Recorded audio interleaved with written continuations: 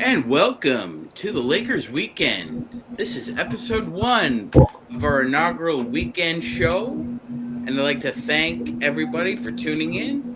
And the first guest on the Lakers weekend is to my left, Mr. Yami Sweet. Jamie Sweet, aka the incomparable one. Welcome to the show. How are you doing? Great. It's a Saturday morning. Clean the house. Getting ready for going to my buddy's birthday where we'll have the game on. Nice. Technically from Minnesota, so I'm not a huge Laker fan, but kind enough to have the game on. So there might be some haters in the house. Yeah. Bring it. Bring it on. Bring it on. Bring it. So before one of my favorite things to say about the Lakers is, people are like, "Oh, yeah," blah, blah, blah. I'm like, as far as I can tell, we are the only team that has a chant in every arena in the sport. Every team, every other franchise out there, every other fan base has a chant for us. It might be beat LA, but there's no beat the Yankees. There's no crush Man United. There's no smack it to the Dodgers. It's just beat LA. Thank you and good night. Yeah, and amongst the myriad of other, taking the K out and putting an F in or an M in, Sure. And it's just, you're right. There's no other franchise, Jamie, that gets the trolling at the level that the Lakers do. It's not even close. You're right. Wow. Like that's a mind blower, but that is a straight truth bomb right here at Lakers weekend. Jamie Sweet just blew my mind. You're welcome. On the first episode. But that is so true. Wow. True words have never been spoken. It is a fact. I was hearing beat LA at the Padres game yesterday, and I was thinking, yeah, all right, you could say that about the Dodgers, right? But that's from the Lakers. It didn't start with the Dodgers. It didn't start with the Dodgers. It didn't. It started with us. You're 100%. Yeah, the Lakers rule. So the Lakers do rule, and they will rule today too. Yes, and you know what, Jamie? I'm feeling pretty good about Game 3. We're going to be at home. Yep. I expect a rejuvenated Anthony Davis to get back to the ferociousness that he had in the previous 3 games. I expect LeBron to be LeBron. I hope, and I really, really hope that he emphasizes more of a facilitating role at the beginning of the game. Rather than last game, it seemed like it was just like we're tiptoeing through the tulips on the perimeter and we'll just chuck up some threes. And it was a bad sequence to start. I felt like the offense just got themselves into a ditch. And instead of trying to put it in neutral, Jamie, they decided to just rev it up. And it was some mud bogging because when Anthony Davis went to the bench, Jamie, we were up 7. It was a +7 on the scoreboard. It was 33-26. And when he came back, we were down 7. So it was a 14-point swing. And never looked back. Never got back in the game. And you and I have both commented that he seemed disinterested and disengaged at that point. And Joe had mentioned it also on playback that it looks like they're satisfied with the split. So they were content. That's what I put on that was my 5 things. Yep. If you were not named Rui Hachimura or LeBron James in game 2, you basically should have gotten a DNP-content. You were fine. You showed up fine with the loss. And that's unfortunate because they had a chance to really make an interesting statement in that game 2, and they didn't do it. Whatever the reasons are, we don't know what's going on. We don't know. Definitely Golden State made a lot of smart, some predicted adjustments. Nobody thought Klay Thompson would have one of the best playoff games of his career. And nobody thought Draymond Green would turn back the clock like he was able to do. Are those things going to happen every single game? I kind of doubt it, especially on the road. So, and the road Warriors this season, notwithstanding the Sacramento series, have been pretty bad on the road. So if we're going to look at the trends of the overall regular season, the trend is Warriors aren't great on the road. Lakers are pretty good at home. Not the best home team, not like Memphis was, where you just kind of worry, you don't think we have much of a chance. And when we stole game one, it was like, oh, now we did it. It's the only thing we needed to do.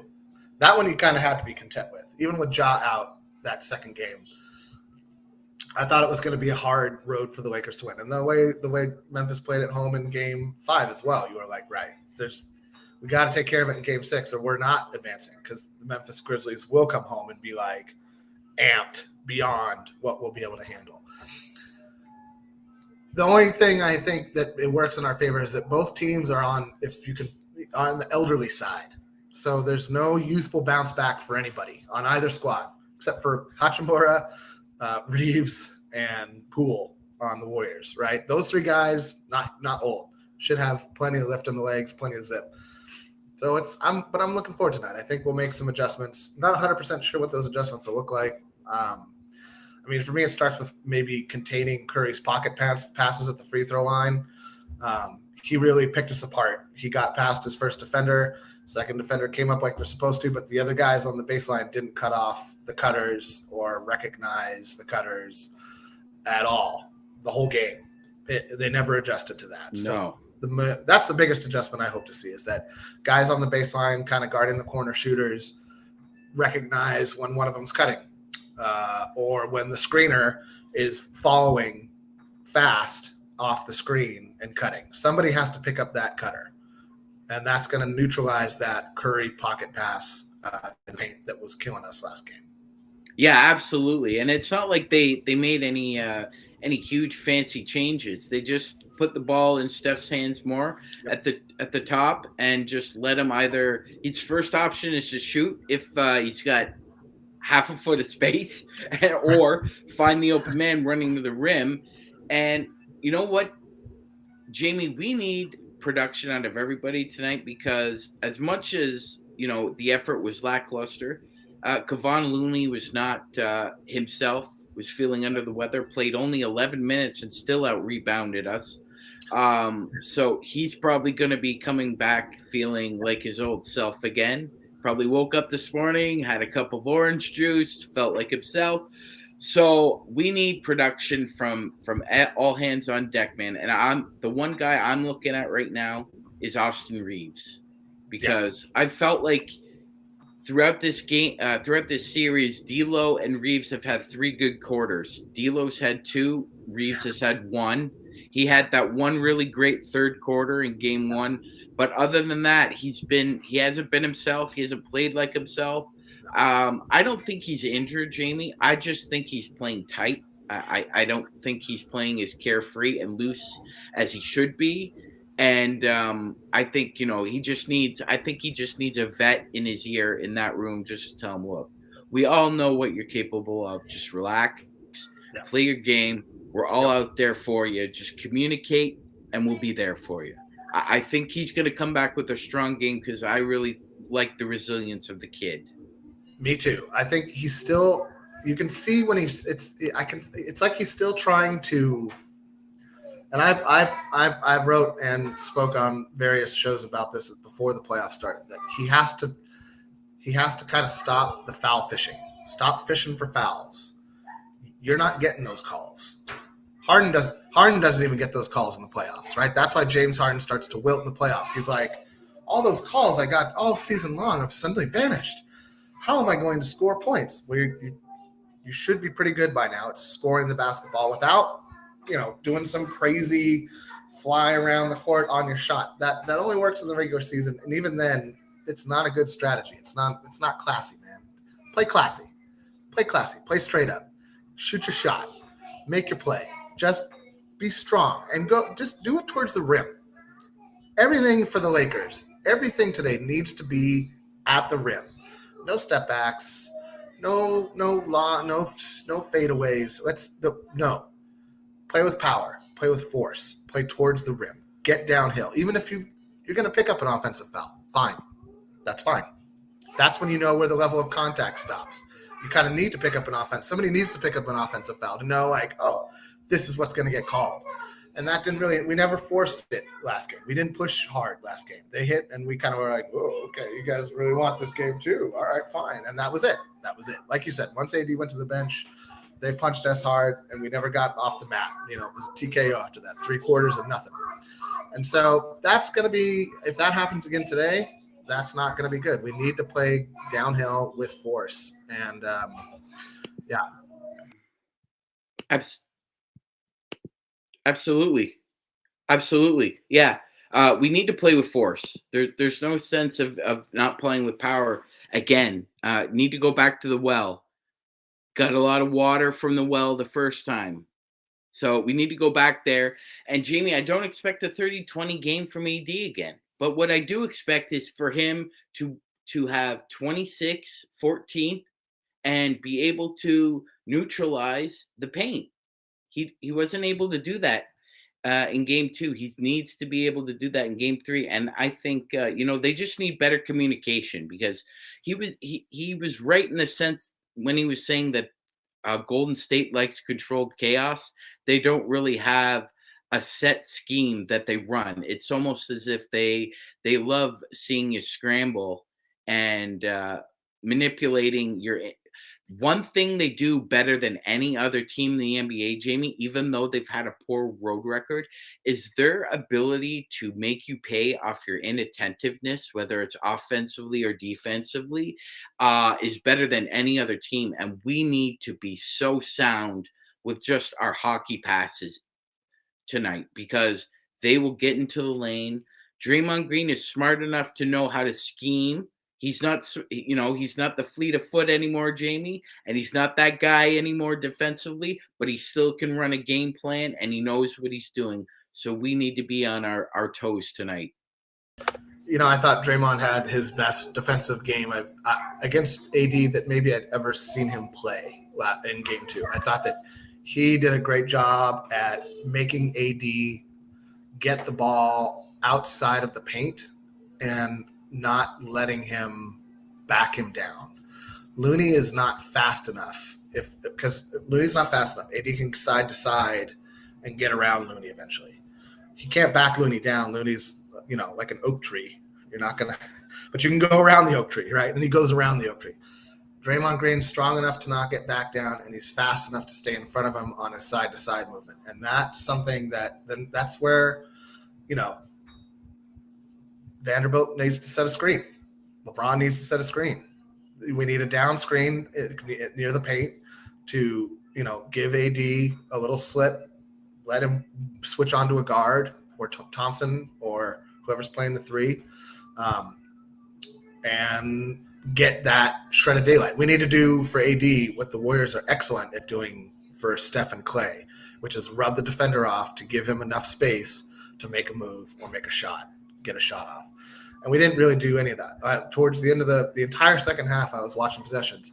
AD was back to kind of just like lounging in the corner area of the court, about 15, 20 feet away from the rim, not demanding the ball, not involved in the action, not participating really in the offensive portion of the game. That's what won't cut it. That level of interest and aggression will not cut it. We won't win any more games the rest of the year. So if we want to win more games, he's got to figure it out. He's got to figure out how to get into the paint and force the defense to collapse on him. And even if that means, like you're saying, he doesn't score 30, grab 20, if he controls the action from the paint, that's what the Lakers need. It's not that he has to score a set number of points. He can probably be effective scoring like 20 and grabbing 10 rebounds if he does it efficiently. And if he's playing in the paint, he's probably going to get to the line, which means then you're getting up towards 25, 30 points again because, the way he plays, if he's in the paint, he should be averaging 5 to 7 free throws a game, like easily. But when you drift out to the corner, when you're playing 25, 22 feet from the rim, nobody's going to call a foul out there. You're probably getting bumped. Yeah, you're probably getting held. Yeah, you're probably getting slapped on the arm on your shot. It's the playoffs. Get over it. Get over it, man. Like everybody, LeBron's gonna complain enough for the whole team. Let him do it. Yeah, exactly. Now, as we move forward with Game 3 here, man, We saw that home court advantage was huge for us in games 3 and 4. Like the crowd was really live. This was a really lively, rowdy crowd that hadn't seen a real playoff game in about 10. Yeah, yeah, yeah. Keep going, keep going, keep going, keep going. Yes, yes. That long. So they were lively and they were raw. And I hope we get the same kind of exuberance tonight, Jamie, because it's not going to rattle the Warriors. They're a championship team. They've been there before, done that, but it's going to amp young guys like Austin and Vanderbilt, and I think Dennis as well. To just everyone's going to make mistakes tonight, but you know what? Just move past them. Don't make the same ones twice. And we're behind you because you need to keep moving forward to the next possession. Because one thing I haven't liked, Jamie, is Golden State wants to beat Darvin Ham at his own game here. Darvin Ham likes to play that 3 guard lineup, and he thinks that it'll lead to more possessions. Well, Golden State has had more possessions than the Lakers have in the past 2 games, with mixed results, obviously. Right.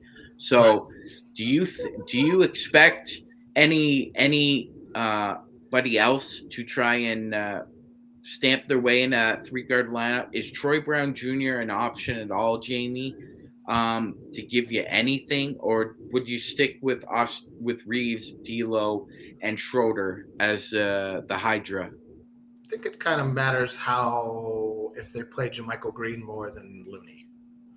If they play Jermichael Green more than Looney, I think you have to counter with somebody bigger and stronger than Reeves, and that's Troy Brown Jr., or faster and more athletic, and that's Lonnie Walker. Still feel like Lonnie Walker has the potential to have an impact on this series or on the playoff chances in general. Hasn't gotten it yet. Same with Mo Bamba. I don't personally see a lot that Mo brings to the table. I think that, like Looney, he's a little bit too slow, but unlike Looney, he has no fundamentals. He doesn't have the fundamentals of rebounding down at all.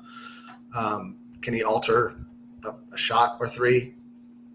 Maybe. Can he make a 3 or 2? Sure. Is that enough to justify 15 minutes, 10 minutes of Mo Bamba? I don't think it is. So I think you're going to see, Troy Brown, I think, is averaging about 12, 15 minutes for the series. And that, I think, has been consistent both in Memphis and Golden State. So we'll see. Those are the minutes that kind of will decide the game. Whenever AD or LeBron sits, and that was something that I was making a point on our late night broadcast a couple days ago was, can Wenyen Gabriel or Troy Brown Jr. or somebody who isn't getting 20 plus minutes a game push their minutes from like 7 or 8 or 10 or 12 to like 15? Can Wenyen Gabriel play well enough to justify playing him 10 to 15 minutes? If he can, that's huge.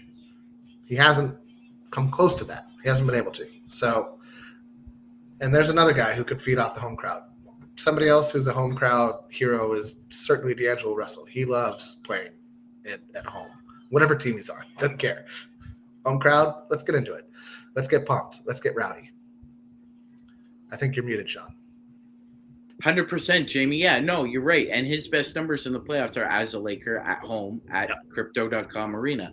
So We need the game that the Warriors got from Clay in Game 2 from D'Lo in Games 3 and 4. Like, absolutely. Or maybe you give us an effort like Jordan Poole had in Game 1, where you make 8 shots, but 7 are threes, and like we know we can count on him in the fourth. If the game's close, I feel really confident with D'Lo's ability to make those big shots that he's going to be calm, cool, collected enough to make them again. And I think you're right. Like there needs to be somebody else stepping up here. Like it's almost like the odd man out has to be the odd man in tonight and try and do something, anything. I mean, one thing I liked about Troy Brown's Jr. effort against Memphis in both the regular season and the playoffs, Jamie, was that even if he wasn't shooting it well, he was facilitating as best as he could, because Yep. that's an underrated part of his game. He hustles. He'll go for 50-50 balls. He will not hesitate. So I I expect that kind of effort again if he plays. But you're right. For some reason, we have a problem with a big outside of Anthony Davis playing against the Warriors, and we especially have a problem when we need a big against their non-shooters to be productive, because they don't go to their non-shooting lineup a lot. And so those 2 to 5 minutes that they do in a game are crucial. You're right. So we need like Wenyan or Troy Brown Jr. or whoever else to step up in those 2 to 5 minutes, because it's crucial, It's crucial. crucial. Though that could swing the game. That could be, like you were saying, I'm expecting a 20, 25 point from LeBron, expecting same from AD, 10-ish rebounds from both, 8 assists or so from LeBron, a couple of defensive plays from AD, and after that, who in the starting? You need 10 from Vanderbilt, you need 10 from Reeves, you need Reeves to just keep doing what he's been doing, and you need D'Lo to have a decent game, or you need Rui to have a good game. One of the two. And if both have a good game, we might look at this might be a blowout then, right? Like, because now everybody on the team is shooting well, especially if the Warriors aren't playing well. So, but I really think it starts on the defensive end. I think that if we can contain, I've been mulling it back and forth the last couple of days. Would I rather see Curry score 50 with like no assists, or 30 with 10 assists? Because 30 with 10 assists could be another 20 or 30 or more points, depending on where his assists come from. If they're, out to guys hitting threes, that's a problem. That's 60 points or so from one guy. That's a lot. That's a lot to contend with. So, especially when the rest of the Warriors are pretty good at making baskets. So, it's gonna be a fun game today, I feel like. Absolutely. I think, Tyler raises a great question. I think defensively, if Steph is having that kind of performance tonight, I would just double him. You just force somebody else to beat you at that point. I know it sounds cliche, but it's a very simple explanation to try and remedy the issue, because at that point you're just trying to uh, mediate the damage at that point, because if Steph's going off for 50, it makes me think that nobody else on the Warriors is shooting a lick and Yep. can't shoot a pea into the ocean. Yep. That would also be an indicator, because it's not as if usually when LeBron or AD has 30 to 35, somebody else has 24, 25, and then somebody else has, like, usually we have 5 or 6 guys in double figures along with our leading scorer. That didn't happen in game 2. So we're going to need a myriad of contributions again. And I don't care where it's from, but just as long as we're ahead by 1 at the end of the game, that's all that matters. I think you're absolutely right. The Lakers are best when they're balanced, right? That was the whole point of the Westbrook trade. We sacrificed top-heavy performances for a balanced attack. So if the balanced attack doesn't happen, it's not happening, right? It's not happening. That's not the way it works. We are like a team of saltwater crocodiles. When you see prey in the water, you just don't get 1, you just don't get 2, you get 8. And they're all coming at you. And that's the way it works. That's the way it works with this team. You called it a hydra. You're exactly right. It's a multi-headed hydra. Yes. And that's our best form of running an efficient offense, along with our like LeBron said, we hang our hat on our defense, Jamie, and ever since the trade deadline, that's been evident. Other than what you saw with the rubs and a lot of action off ball, anything else concern you about the defense in the paint? Um, I mean, I said at the beginning, I really thought the key to this series was controlling the glass. I think there's nothing I've seen that changes that opinion. Like you said, they're killing us in terms of like more attempts at the field goal, right? Like it's the discrepancy bad. and it just continues. It's widening. You're right. It's widening. That's an unsustainable trend. If that's continues to be the modus operandi per game, it's going to be tough. At home, on the road, I don't care where. We have to keep them off the offensive glass, and we got to keep the turnovers down. It would help if Curry got called for the same traveling calls that LeBron got called for. That was one of the most incredible non-calls that I've seen. That was egregious. That was egregious. Because there was nobody around him, right? And you watched him like tippy tap. And I'm sure people will say like, oh, he was fumbling the ball. Oh, was he? Because that's one of the most well-timed fumbles I've ever seen in my life. Like, it doesn't matter. Anyway, the game didn't hinge on that, of course. That's not what I'm trying to insinuate. But you just want to feel that like both teams are allowed to be physical to the same level, that both teams are allowed to, set the same type of screens, that it's, I don't need to see, and something that the Lakers need to stop relying on, frankly, is the free throw disparity. I don't need to see a massive free throw disparity, but I do need to see us matching physicality, matching intensity, and the same. If you're going to call it a travel on LeBron, you got to call it a travel on Steph, or don't call it a travel, right? Let it go. You missed one, miss another one. Miss another one. Make it even. Don't be that refereeing crew. Granted, it was Eric Lewis, so you could almost pencil in a loss. Somebody was showing like Eric Lewis's greatest non-calls and calls against the Lakers, where you're just kind of like, yeah, this guy's definitely got some kind of bias going on here. Yeah, considering his daughter is a nurse at Boston General Hospital, I would say really? so. Yes. Yes. A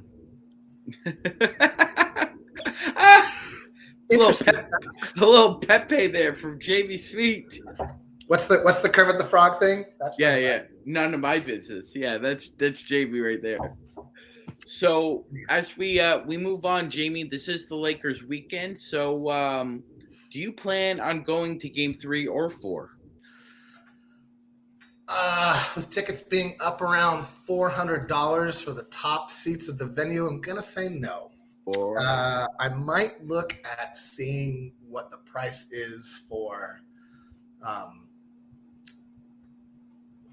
next round. If I'm not sure if they've released tickets for next round, I might try to buy a home game at some point for next round, because it'll be probably pretty easy to buy home tickets still.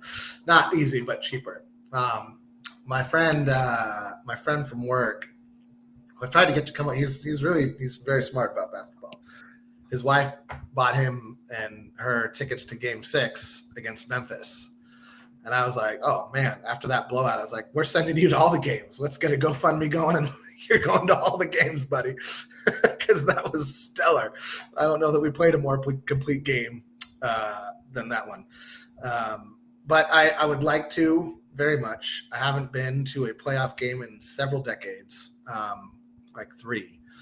I think it was one of the early Shaq Kobe dynasty. I shouldn't say I guess that's only like 2-ish, 2+. And it would be nice. The intensity. One of the things I've always blasted LA fans for is for kind of just showing up, expecting things to be wonderful, and not feeling like part of their job is to yell at the other team or the refs. You're there to yell at the other team and the refs. It's not tennis. We don't wait for the action to stop and then politely clap. Like, get involved, get into it, like the song says. So yeah, I feel like when I do go to sporting events or musical events, I am into it. I am involved, and I like to get others around me. With such famous chants as 8 on 5 or this team blows, or Refs who suck. We'll for Gerald's sake, we'll keep it on the up and up language wise. But if there's no kids around in my vicinity, it can get interesting. I'm not gonna lie. And that was a big difference to me, is that for years I've agreed with you, and I've thought, wow, like Staples Center crowd, and then the Crypto.com crowd, it became like almost ultra corporate, right? But game 3 and 4 kind of showed, there's still a lot of bass in the voices, in the bowels of this fan base. And even the corporate crowd, like the Snoop Dogs, they were up and cheering, right? But like when you look at the Chase Center crowd, Jamie, oh my God, it's just a bunch of stuffed shirts and smartphones. Just their $500 rosé. It doesn't, and like the whole image and concept, like it's game 1 of a big series, and you come out with like black uniform, like those aren't even nice uniforms at all, with some weird flower, like that's supposed to be throwback to Oakland. And I'll say this, I feel bad. I was recently in the city of Oakland for a couple of days. I kind of feel bad for the city of Oakland. Even though their team is technically still close, their team moved away. You know what I mean? Is it as bad as the Sonics to Oklahoma? No, it's not quite that bad. We're still in the same county. But you're right. It's not the same. Oracle was old arenas. There's something like, it's like old parts of the city that get renovated, and like, yeah, I get it. Like, the buildings are a little dilapidated. The streets had a lot of potholes. Nobody had painted that warehouse in 42 years, so on and so forth. There's still something that you lose when things, as they must, when things, renovate and change and get knocked down and rebuilt in a modern way. And like, I haven't been to Chase Center yet. I'm sure it's incredible. I remember I went to, like, after 5 years into the Barclays Center where the Nets play now. I remember like looking around being like, this is amazing. Like, I thought Staples was cool. This is like next level. But I still, whenever I go to a concert at the Forum, I get like, chills. I love it. I love going to the Forum for anything. I go to the Forum to like watch people sweep stuff, I think. Like, it's magical moments happen. Like, magic played there, and the magic happened there. And like, the bones of the building have seen so much and felt so much and experienced so much. And it's unfortunate that like we as a society and a civilization really don't know how to like merge the two ideas. Like, what is it about the old neighborhood or the old whatever that can still work? Whatever it takes. It's like I want to make a great synthesizer, but I like the old analog sounds. So I merged the two of them together. But you're right, Gene. That doesn't happen with construction of neighborhoods or arenas or structures anymore. It's just there's no versatility and there's no common sense with, let's blend. I think it's beautiful that like Chase Center's on the water. I love the idea of like an arena on the water. I honestly think it's kind of cool that Klay Thompson can boat to games or boat to practices. I find it cute. I'm like, I would love to be like, if I lived in the Bay Area, I'd be like puddling, hey, there's Klay Thompson, like that's cute. Like, it'd be fun. But I just feel bad for the city of Oakland, right? Like, I was driving by Oracle Arena. I was like, nothing's happening there this week. It ain't happening there. Like that. I don't know what goes on there now. I'm sure, high school games or maybe college games or something, conventions or whatever. But maybe it's like The Simpsons and they abandoned the arena and it became just like a giant beehive. Right. It might well be. I mean, it's right next to the worst constructed anything for any sport ever in the Coliseum or wherever the Oakland A's still play. I'm like, is this like, did 4 competing architects like meet like in a head-to-head match and like battle it out, and like each was given a quarter of the. It just is, but it also kind of fits. Right.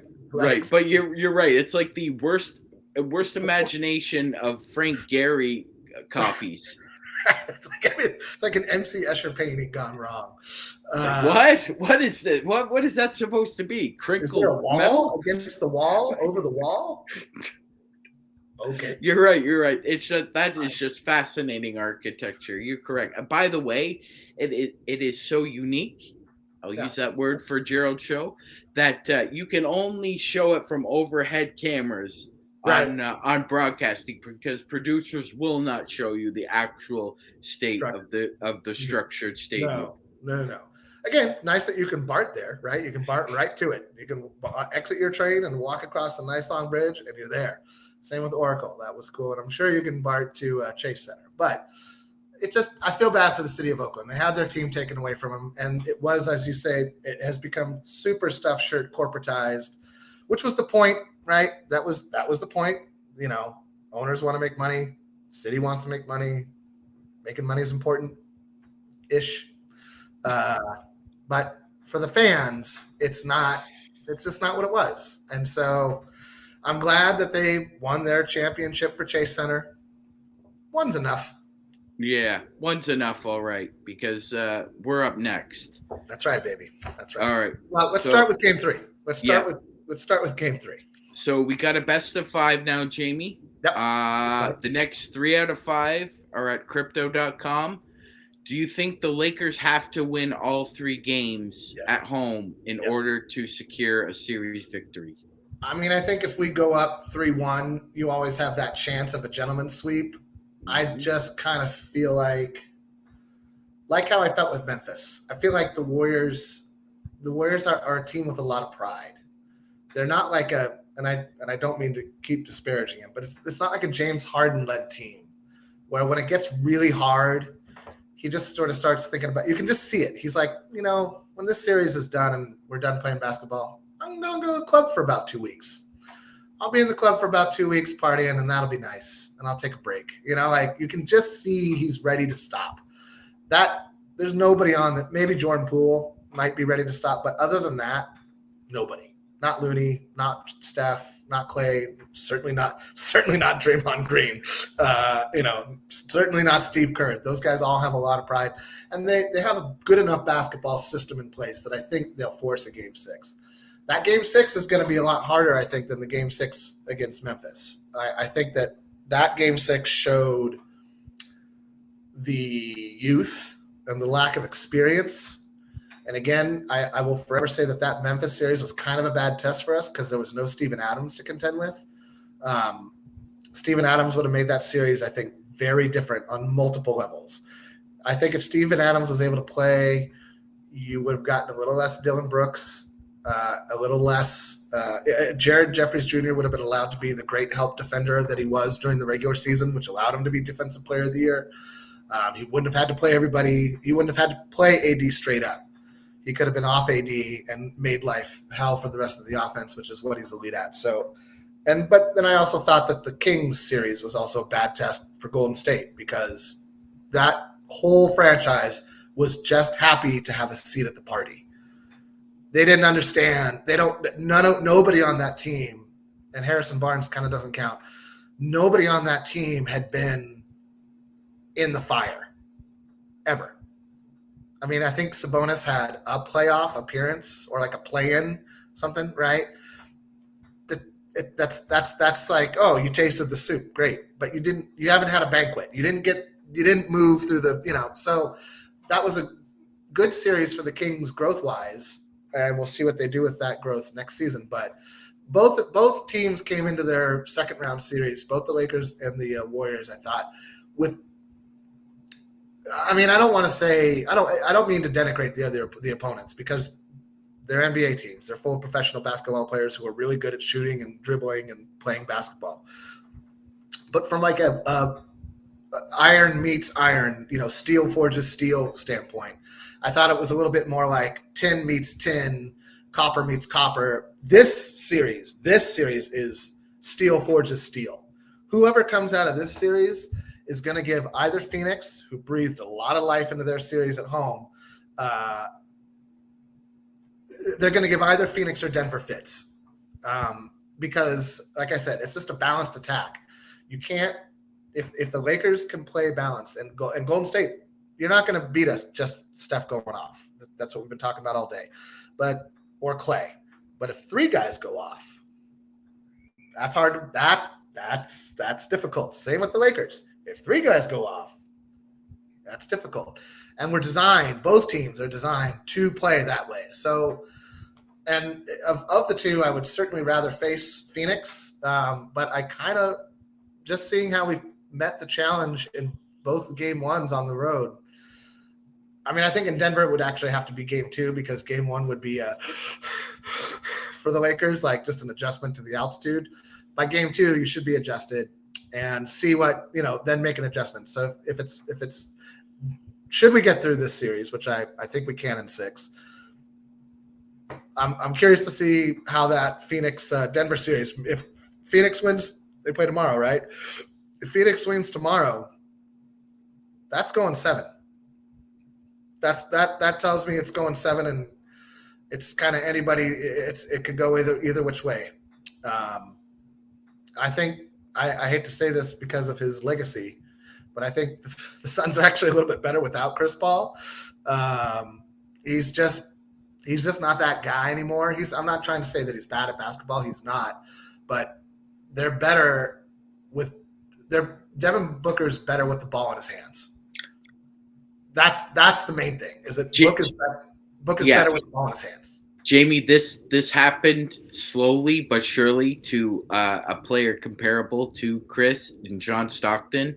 100%. Eventually, John lost it, what he had, and he was a great legend. Like, there's no question about the legend. Right. But you're right. Like, he knew it too because he just said, "I'm done. I'm done because I don't have it anymore. I can't do what I could do previously, and I'm not going to play." Right. And I respect that because certain guys will say, "I'm not a role player. I am who I am.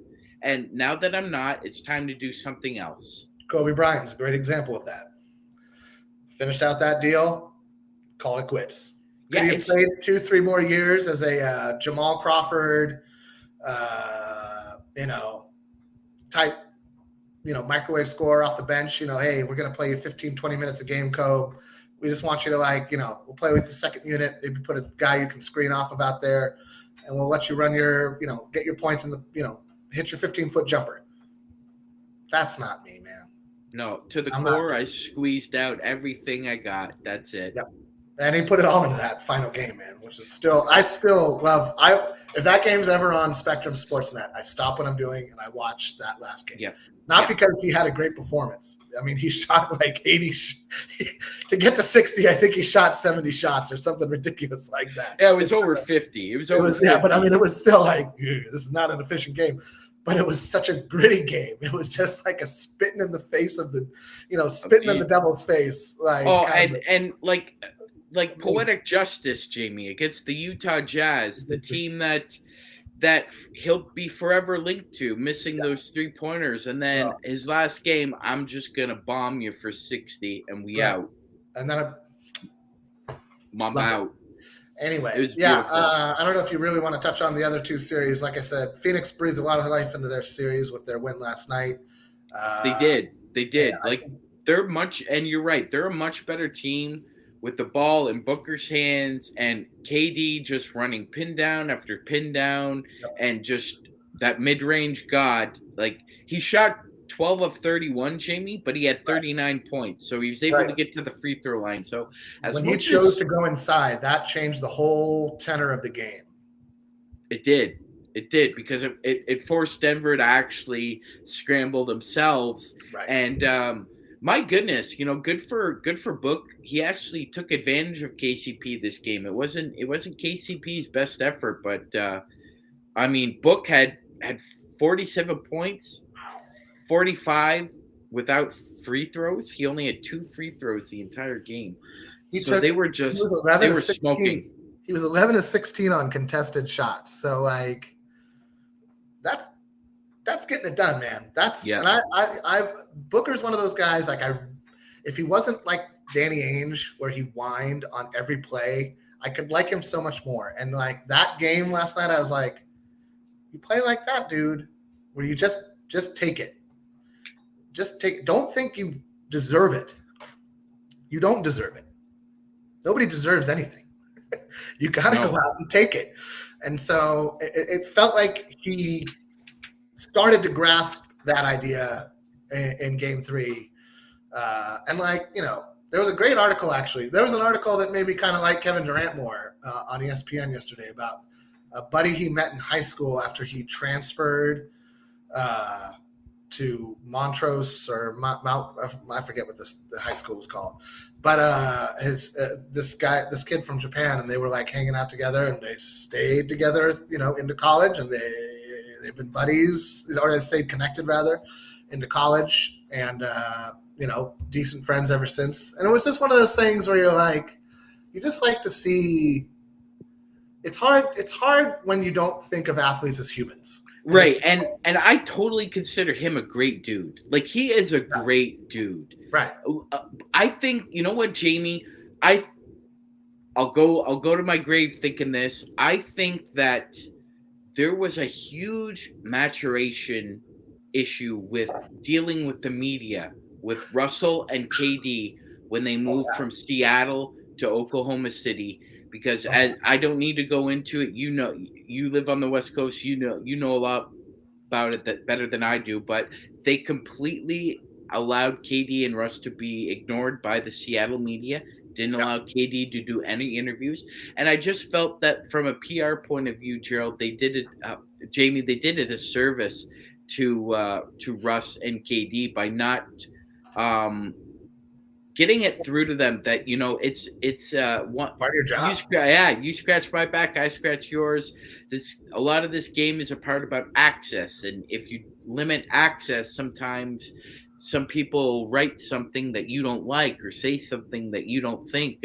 Like there was I'll just give a quick example. There was an article written about Russell Westbrook years ago in Variety.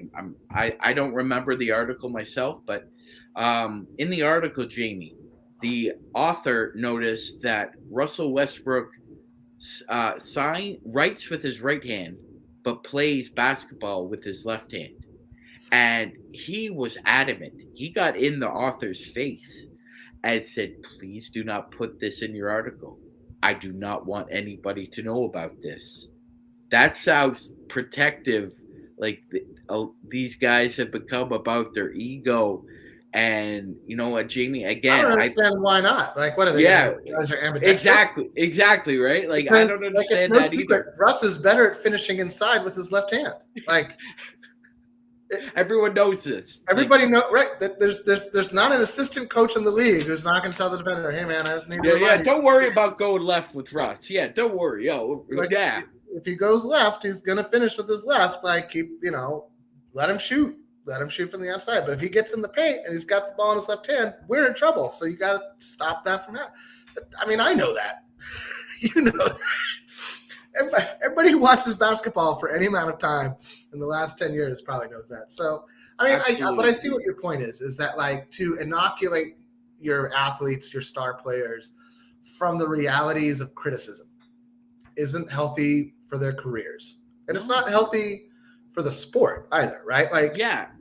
Like, didn't it feel to you that like a lot of that environment when they did move is like very cocoonish, like very cocoon? I mean, Everybody part of it's the franchise itself. Like Seattle was in the process of like at the time the owner was certainly trying to trick the city of Seattle into either building a new arena, which they didn't want to do, or saying, sayonara, we're going to this other state where they will build me an arena.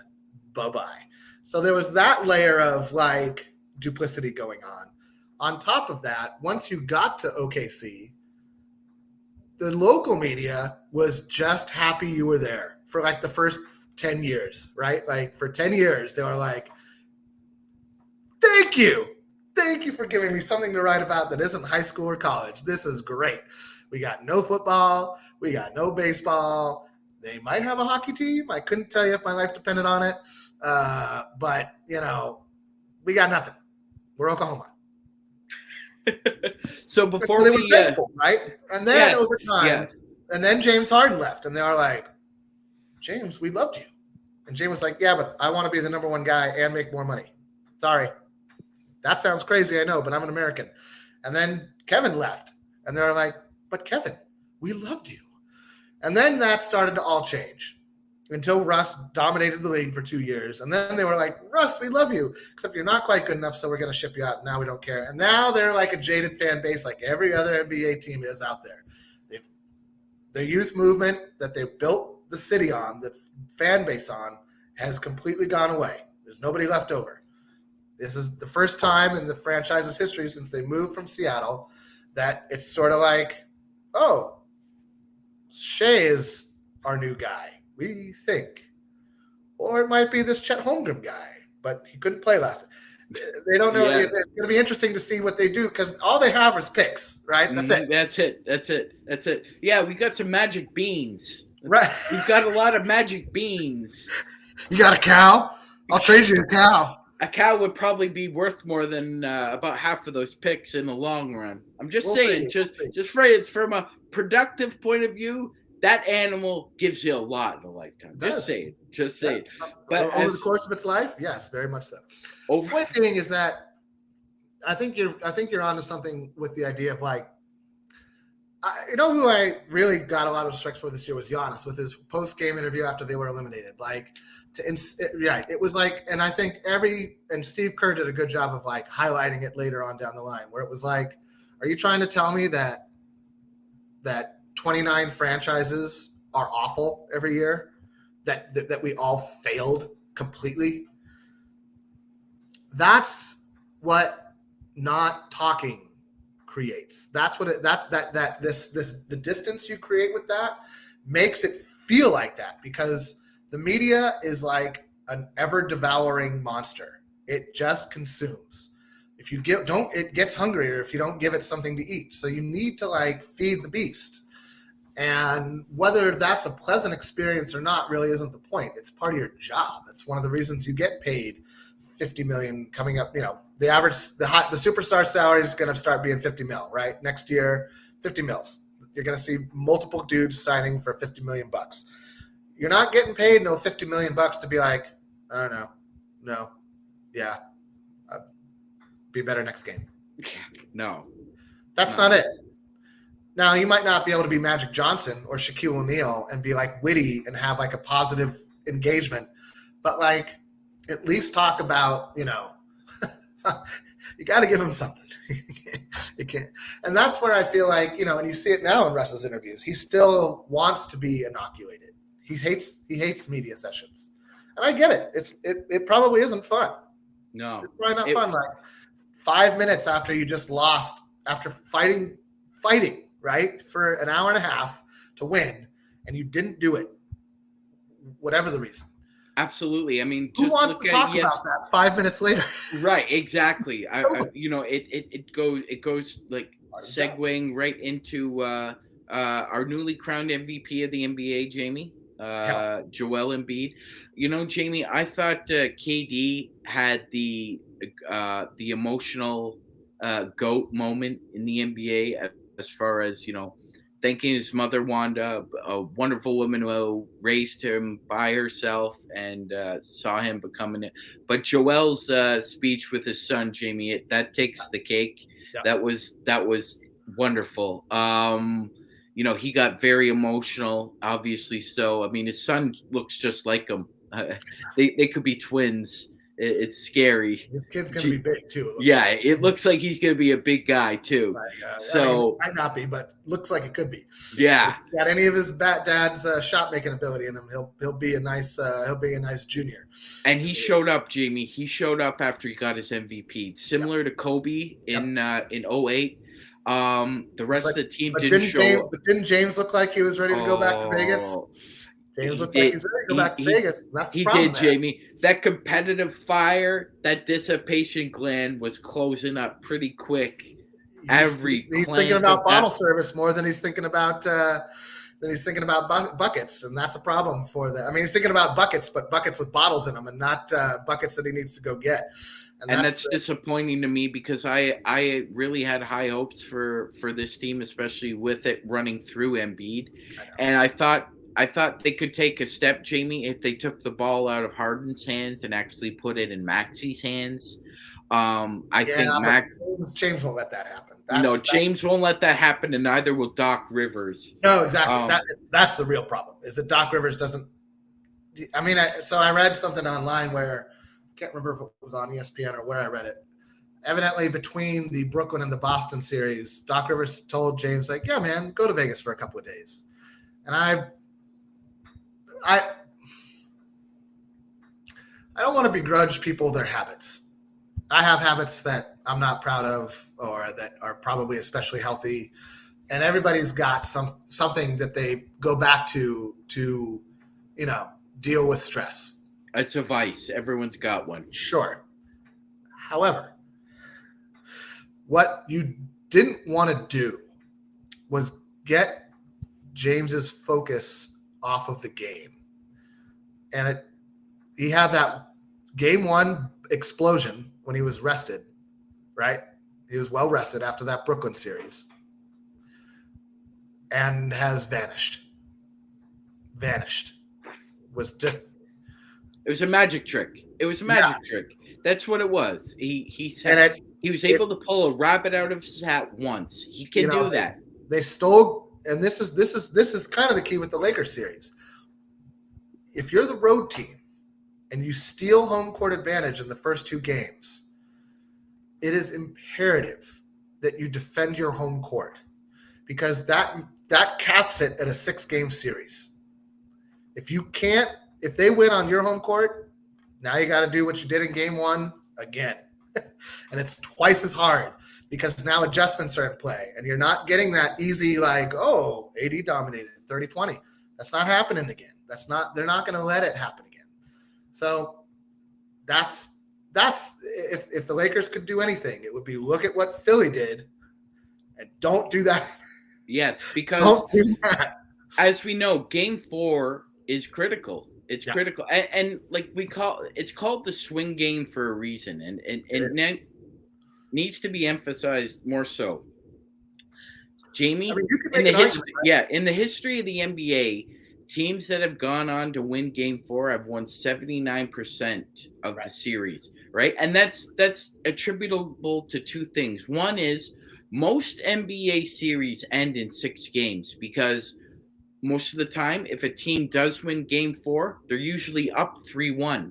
So they have breathing room, and sometimes, like you said, sometimes there's a gentleman's sweep, but for the most part, a team that loses game 4 usually comes back and is able to pop you for game 5. Right. However, there's only been 13 teams who've come back from 3-1 down and won, and there's only 2 teams who have come back from 3-0 down and forced a game 7. Right. So most of these series are done in 6. Yep. Do you think either one of these 3 series goes the distance, Jamie? As we've seen, game 4 will be critical for Denver and Phoenix. You think Phoenix is going to win game 4 and ultimately force a game 7? Do you think the Sixers can do the same, Jamie? I don't know if the Sixers can do the same. I think Phoenix can. I think if Phoenix rests Chris Paul the rest of the series. Wow. Not just for the attacking of Denver, that having not Chris Paul putting the ball in Booker's hands that makes the defense react to the most dynamic. Because the point of putting the ball in Booker's hands is that you're forcing the defense to react to your best player. And that's exactly what Golden State did, right?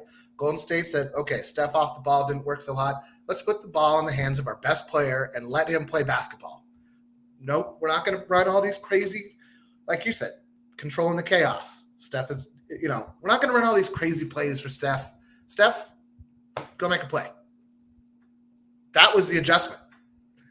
And Looney, you don't start. 2 things. That was it. Those are the adjustments. Now, it'll be interesting to see if Looney starts today. I kind of think he doesn't. I think they replicate what they did in game 2. But I think that in the Denver Phoenix series, nobody's done anything until the road team wins. So far, the road team has lost in every game in that Denver Phoenix series. So I expect that to go 7. I expect Phoenix to play as well as they play at home every game, and Booker to play as well as he has in every game. KD's kind of the X factor there, along with Ayton. Jokic had a 27, 17, 17 triple-double, something absurd, and Denver still lost. I mean, I think it was like I know he didn't have quite 30 points. It was like 27 or 28 points, but he had 17 rebounds and 17 assists, and Denver still lost. Mm-hmm. That gives Phoenix, and that's why that was sort of the thing I took from game 1 with the Lakers. We took Steph's best punch, pretty much. Maybe not the historic 50 games in a game 7, but like 50 points in a game 7. But like we took a pretty solid Steph Curry punch right on the chin, and we still won. Phoenix just took a haymaker from Jokic and still won. That gives a team a lot of confidence. It's like, oh, we can let this guy kind of go off. We can let him have his MVP blah, blah, blah game if we shut down the team. Lakers got to shut down the team tonight. Let Steph go off. Let him go off. That's my advice as a non-paid professional. Well, I appreciate that as a non-paid professional. So let's get down to brass tacks before we head on out. So Lakers weekend, Jamie is spending it at a party. So what is Yummy Swoot having to eat at the party? And when the game's on, how is your I'm going to socialize versus pay attention to what's most important? What's the ratio there? It'll be trash talking with, I'm sure, I can guarantee you there's a lot of people from San Diego who are going to be at the party. They're going to be like, there's going to be a bunch of people who are like, why are we even watching basketball? And that's fine. Oh, I know. Well, it's wow. Okay. I don't even want to know those people. Yeah, you do. They're fine people. They're wonderful people. They don't have an opinion, which is fine by me because I can influence them just to be my cheering section. I will never forget the game. I think it was game 6, the Shaq Kobe game where Shaq dunks that alley pass from Kobe where they came back. I was at a similar party at my friend Matt's house, different house, and the room was full of Laker haters. It was me and my friend Dave were the only Laker fans, and it was like 9 other people who were rooting against the Lakers. Like that whole game, Portland was kicking our butts, and it was like Lakers were down, double digits like the entire first half, double digits most of the third quarter until we started to chip away. And when we won that game, it was one of not just because I felt like Shaq and Kobe had figured it out and like that I thought that the Lakers were on the verge of something incredible, but it was just there's nothing sweeter for a Laker fan to be in a room full of haters and to walk away with the W. And so that's what I'm looking forward to do today. I hope that same scenario can unfold today. If it doesn't, it also means that the Lakers are in a tremendous amount of trouble and in their series, and we may see the Golden State Warriors move on because then we'll have to win another one at Chase Center. But that's interesting you say that because that's a great story. Our friend from Lakerholics.com, NBA Forever, aka Sean Grindstaff, Sean talks about Jamie a similar story, but it was the game against the Kings, and he talks about how he was on a couch with a bunch of Sacramento Kings fans in the room, and the ball came out to Big Shot Bob, and Sean said he stood up halfway between the shot going up and going in and left the room. Yeah, said he was doing that. It was like that's. So if something like that could happen tonight, that'd be amazing. I'm hoping we just scorched them by 25. I think it'll probably come down to the last possession or two, last minute of the game or so. But I would like to see us win by like 7 or 8. If we pull out a nice 7 or 8 point victory at home, tough win on the road, or tough win at home tough loss on the road for the Warriors.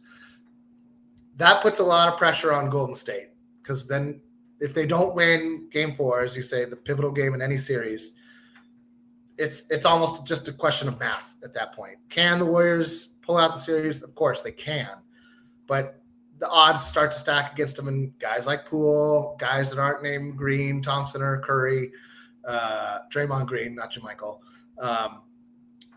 Those sphincters get tight, like Shaq said. They get a little clenchy. Yes. All get 50, a little clenchy there. All 51 you have in your body. Tighten up all at once. I don't want to know what you're talking about. I don't know. I don't even know what that means. But let's move on. The body has multiple sphincters, my friend. Multiple. Over 50. So all of them at the same time. He's right. Shaq is 100% correct. I don't know how that works, but I'm going to believe you. Yes. Well, we'll leave that there. And look, one series we haven't touched on, only because I think it's already kind of over, is Miami, New York. I think New York comes out and wins today. They're going to start playing here in about 20 minutes. I think Jimmy Butler's I love Jimmy Butler. I will always love Jimmy Butler. People like to disparage Jimmy Butler the same way I like to disparage Russ. And I think it's kind of insulting. But I don't think Jimmy has enough bullets in the guns to pull this out by himself. I think Miami's up 2-1, right? Yeah, no, it's 1-1. It's 1-1. That's right. It's 1-1. I think New York comes into I think New York wins tonight. Yeah. I think they get a huge game from Randall. I think they get a huge game from Brunson. I think, I was looking at the roster for Miami, and if I was Pat in the summer, I know they have a whole we believe in our guys. This is our brigade that's on the transport ship to fight in the trenches of all the wars that we fight on the court and blah blah blah. I would strongly look at Bam Adebayo trades. I think for the money that you put into Bam, the return is so inconsistent and so uneven, especially in the playoffs.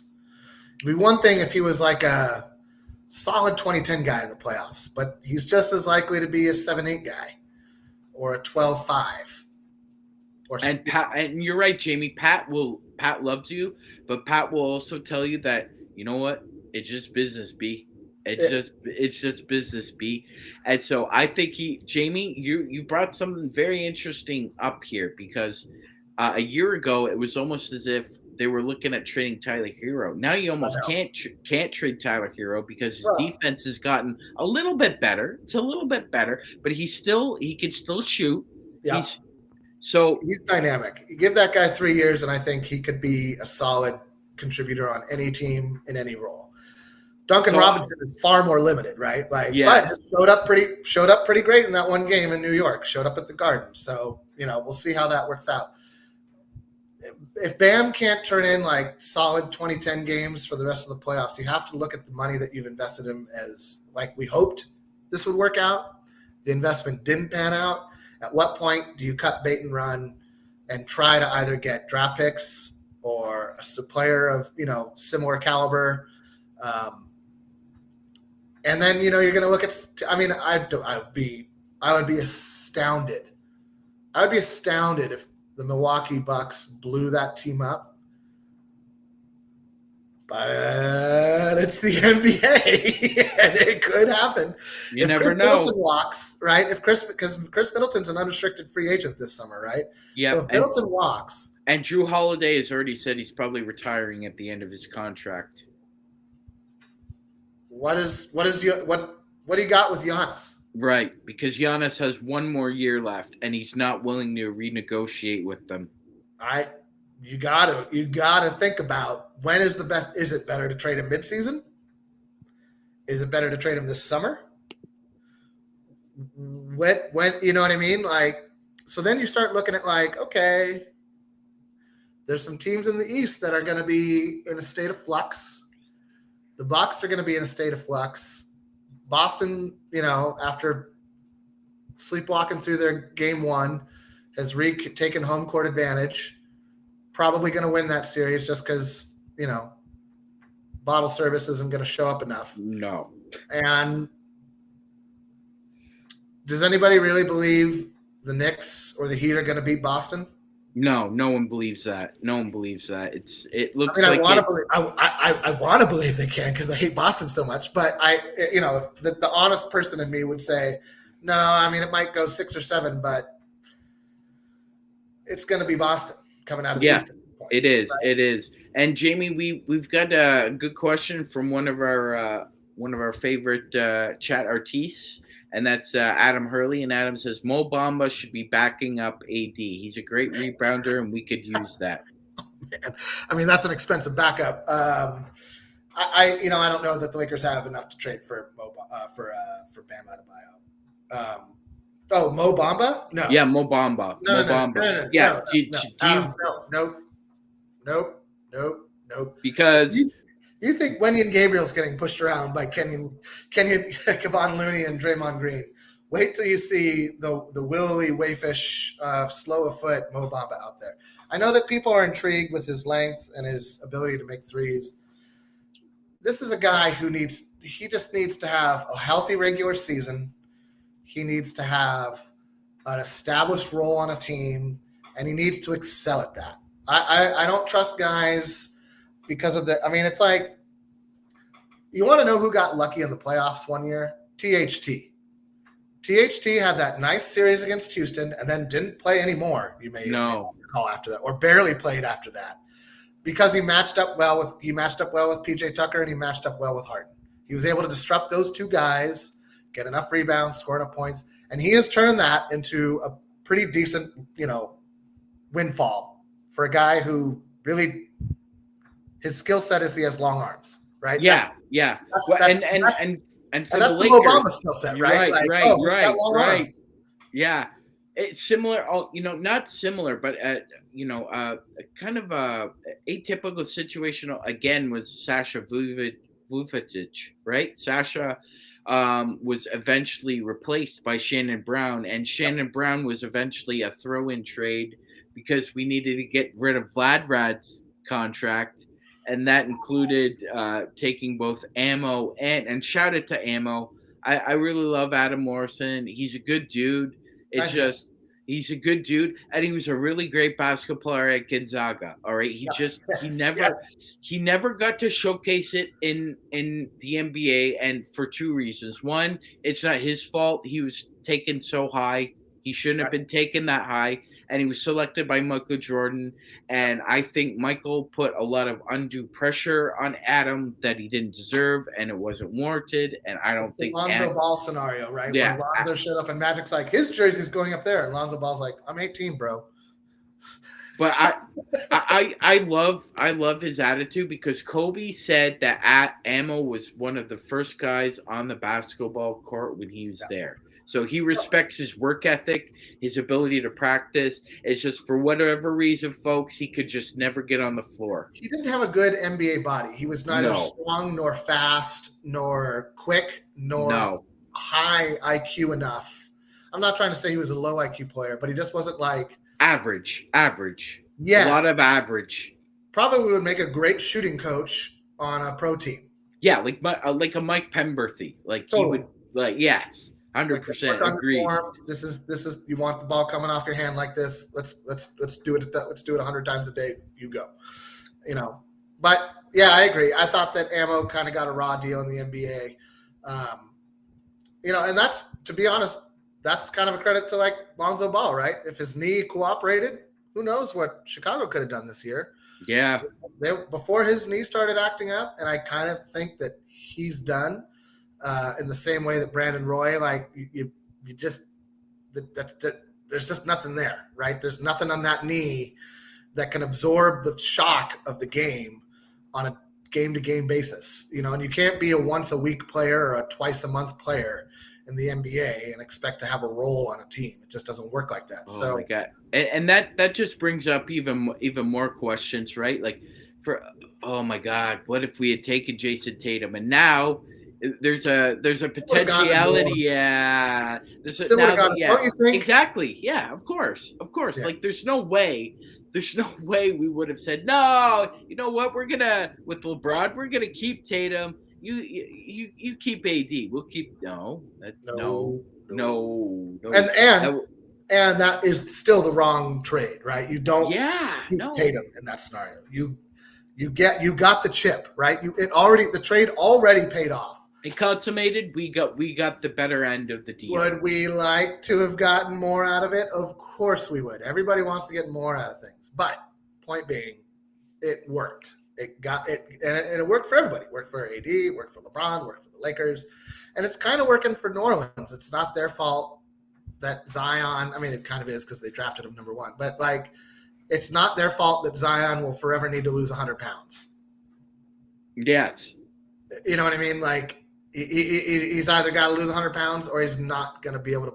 Like, same thing. Your body is not going to make it, bro. Like, I don't care how much you stretch or you get a nutritionist that if you're 270 spinning and torquing your knees and ankles and lower body extremities like that, something will break.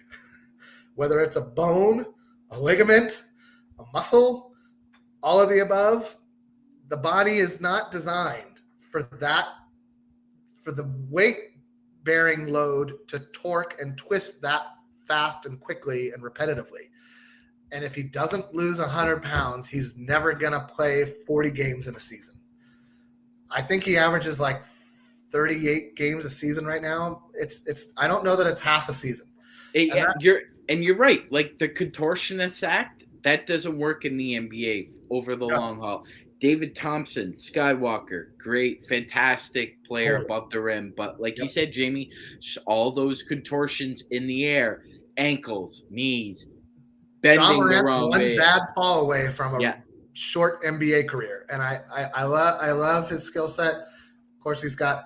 But you can't play Cirque du Soleil in the NBA. It's not a long term. I mean, you can, right? Yeah. But it's your window goes there's like a shelf life. Yes, you're right. There's a small window you have if you want to play Cirque du Soleil. Right, and you're just going like this to your window, like I love to jump. Hey, Adam. And that's what's unfortunate, though, right? Those are the players you love to watch. You love to watch when a Zion takes the ball down court and does a 360 spin and dunks it. You love to see Ja Morant jump over Vukovic for a dunk. Like it's exciting to watch. But at the same time, you're like, bro, do you want to be able to walk when you're 50? Because you might destroy a ligament. You might. I don't know, So anyway, we're well over an hour now. Hey, this is Lakers weekend, man. I appreciate you hanging out with me. That's what I appreciate because this is good conversation, man. Well, we're going to continue this in the off season. For those of you watching and paying attention, we're going to once the season concludes, once the playoffs conclude, I think the plan is to have for sure like a Lakers weekend. I'm going to try to get like a DJ or a Mongo to pop on the show, or at least have some featured comments off the blog. Get Tom talking about trades because that's what Tom loves to talk about. Mm-hmm. And I also want to kind of get into the new CBA and start to go through the nuances of that so that we can all kind of be on the same page about what's realistic for the Lakers to try to do this offseason. Once our offseason finally arrives, it's not here yet. It's not coming soon. We're going to win today. Let's do it. Let's go. I feel it, man. I feel good about tonight. I really do. I do. I feel that LeBron and AD are going to do their thing. I think Austin Reeves is going to have a Renaissance-like performance. I believe in the kid. We're back in the kid. I think there's no pressure on you, Austin. You've already played above expectations, but we know that you set a certain level for yourself and you haven't met it in the first 2 games. So it's time to get back at it at game 3. So Lakers weekend, 3 keys to the game. Limit Steph's opportunities on that first action off the pick and roll. Yes. 2, you got to eat in the paint. I don't care how. Look, Memphis didn't get a lot of dunks and putbacks and layups like they had in the regular season, Jamie, but they learned to live at the elbow Like Yep. we can eat at the elbow. It's We can still do the That's still the painted area. So I want to see the Lakers exploit And the every free throw area line. of the paint, And the free throw area, and the free throw line. And 3, just bring the dude. Yeah. Just bring the 2 tonight. That's what was missing in game 2. Yep. You didn't bring the 2. Nobody You brought became it. LeBron brought it. LeBron and Vando brought the 2. No one else came with it. So bring the 2 I thought tonight. Hachimura came with it, but yeah, those 3 guys, that was it. That was it. We need everybody else was like, "Hey, we showed up." No, we need 8 guys playing together, bringing the 2 tonight, and I think the Lakers will win. Jamie, I'm with you. I'm feeling a 7-8 point victory, so I'm saying Lakers win 112, 102. All right. I'll price this right you by going 112, 105. Yes, he is, Blue. Jamie is wearing a fantastic robe. That's right. And Sean is wearing his Han Solo vest. Yes, I am. May the 4th May the 4th be with you, Jamie. All right.